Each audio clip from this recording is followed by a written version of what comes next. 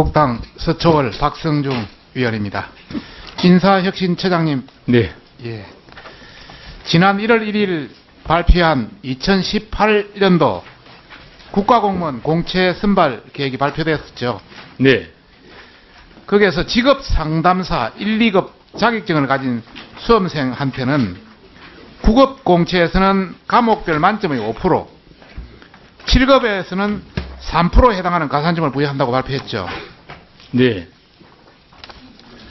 참고로 말씀드리면은 갑작스러운 이런 고용 노동 직류 또는 직업 상담 직류 이 직접 채용 발표로 큰 혼란을 초래했는데요. 국민들은 뭐 이 내용이 좀 복잡하기 때문에 내용을 잘 모르실 텐데, 고용 노동 직류는 언제 들어왔죠? 예, 일반 행정으로 그동안 뽑았습니다만, 잠깐, 예. 고용 노동 직류는 언제? 직류 자체는 고용 노동 직류는 15년 전에 03년도 직류가 들어왔습니다. 새로. 예, 가산점도 그때 만들어졌습니다. 예. 예. 그럼 직업 상담 직류는 언제 들어왔죠? 07년입니다. 07년 들어왔죠? 예. 가산점은 언제 만들어졌죠? 2003년입니다. 07년에 만들어졌습니다. 임용령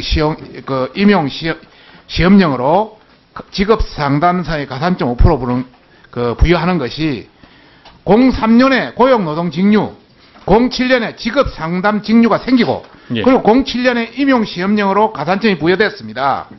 그러고 나서 그 이후에 한 번도 이 가산점을 가지고 써본 적이 없습니다. 그죠? 네. 그런데 올해 갑자기 두 직류를 직접 채용하는 가산점을 부여했습니다. 그렇죠? 여러 가지 사회 여건 변화에 따라선 예, 노동부의 이유는 요청에 일단 의해서 그렇게 했습니다. 그렇죠. 예. 그러다 보니까 많은 공시생들이 네. 이 변화된 어떤 이런 가산점 제도에 대해서 굉장히 불평, 불만, 여러 가지 애로사항을, 문제를 제기하고 있습니다. 알고 있죠? 예, 알고 있습니다만 행정직이 예년과 비슷한 수준이었고요. 그 다음에 고용 노동 부분을 별도로 이제 575명을 뽑았기 때문에 일반 행정을 기대했던 분은 약 한 82명 정도만 좀 줄어든 부분이라 전체적으로 규모는 많이 늘어났다. 그렇지 않습니다. 예. 제 말을 들어보세요. 그래도 공무원 시험을 얼마 남지 않는 이런 시기에 이렇게 갑작스런 변화는 충분한 예측 가능성을 줘야 된다. 정부란 것은.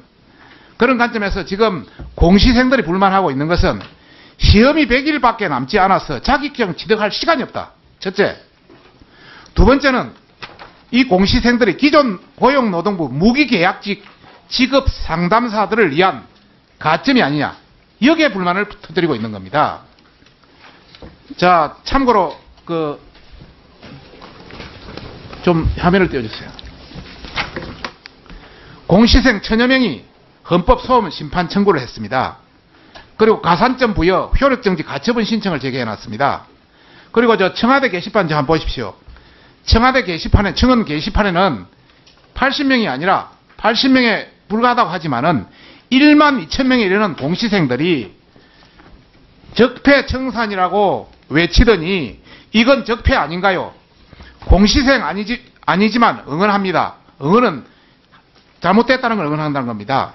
이게 문재인 정부가 말한 공정한 사회인지 묻고 싶네요. 이 나라는 영원히 희망이 없는 건가요? 촛불 든 손이 부끄럽습니다. 문재인 대통령의 가정은 공정하게 말은 헌이었습니까? 유예기간도 없이 가산점 부여는 너무 부당합니다. 폐지해 주세요. 이런 내용들이 엄청나게 올라가 있는 거 보셨습니까? 예, 여러 가지 지적을 잘 듣고 있습니다. 예. 그래서, 예. 알겠습니다. 묻겠습니다. 예. 대통령께서도 기회는 평등하고 가정은 공정하고 결과론 정의로운 나라를 만들겠다고 이야기했습니다. 그런데 그게 맞는 정책입니까? 아마추어 탁상인정 아닙니까? 예, 예년과 아마 동일하게 바라는 수험생 입장을 이해합니다만, 노동부라든가 부처 입장에서는 경제 여건이나 사회 여건에 따라서 새로운 그런 직류를 신속하게 충원해야 할 그런 필요성 때문에 좀 불가피한 면을 좀 이해해 주시면 새로운 좋겠습니다. 직류를 신속하게 사회 변화에 맞게 하더라도 충분한 예측 가능성을 줘야 됩니다. 많은 공시생들이 공정한 경쟁을 주지 않았고 기회를 뺏었다는데 불만을 또 문제를 나타내고 있는 것입니다. 가산점에 대한 이 유예 충분히 조사해야 된다고 보는데 여기에 대한 처장님의 견해는? 예, 박 의원님께서 지적하신 대로 고민을 많이 했습니다. 다만 고용부의 신속한 그런 충원이라든가 그 노동 그것은 현장의 고충을 좀 호소를 변명에 좀 저희들이- 불과합니다. 예. 1년을 왜 못 기다립니까? 자, 직업 상담사 가산점 문제 결론부터 말씀드리겠습니다. 이대로 강행하실 겁니까? 아니면 수정하실 의향이 있습니까? 예, 그 지금 7급의 문제는 2회 정도 시험을 볼 수 있는 것이어서 큰 문제가 상대적으로 덜하다고 보는데 9급이 좀 그 어려움이 있는 것 같습니다. 그러나 현재 노동 현장의 상황을 고려해서 현재는 좀 그대로 좀 가야 하지 않을까 이렇게 지금까지 생각합니다. 행정직을 채용해서 현장에 파견했습니다. 그럼 지금까지 모든 정책은 완전히 다 엉터리라는 그런 말씀이십니까? 아니, 뭐 그렇지는 않습니다. 과거에도 그렇기 때문에 많지는 않습니다만 뭐 법적 안정성과 충분한 유예기간을 둬서 이 공시생들의 목소리가 정말 귀담아 들어야 된다. 이런 말씀을 드리고 싶은데 인정하시죠? 예, 기본 원칙의 의원님 말씀에 공감하고 그러나 긴급한 경우에 추진한 그런 시험 사례는 있었던 것이 있습니다. 예. 1분만 더 하겠습니다. 하나만 더 묻겠습니다. 지난 인사혁신 1월 4일 날 공무원 보수규정 개정안을 공개하면서 예. 비영리 어떤 민간단체 지원에 관련 경력을 호봉으로 인정하겠다 해서 취소한 적이 있죠. 그렇습니다. 예. 사실 민간에서는 화면을 띄워주십시오. 예전에도 이런 것은 있었습니다. 자격증이라 학위 소지라든지 뭐 이런 경우는 100%, 기타 공공기관이라든지 국제기구라든지 뭐 또 국제대회에서 뭐 상을 탄다든지 이런 경우는 70% 인정하고 있었지만은 이런 시민단체까지 70%한 것은 이분이 처음이다. 참고로 문정부 출범 이에 시민단체 출신들이 대거 청와대에 입성해가지고 참고로 제가 한번 체킹해 보니까 조현옥 인사수석, 하승찬 수석 등 비서관 63명 중에 6명, 또 기타 조국 수석, 장하성 수석도 참여했는데 경력이 있더라고요. 여기는 표하면 안 시켰지만은 참고로 청와대 행정관에 대해서 공개를 한번 요청했더만은 비공개가 원칙이라서 일체 제기하지 않습니다.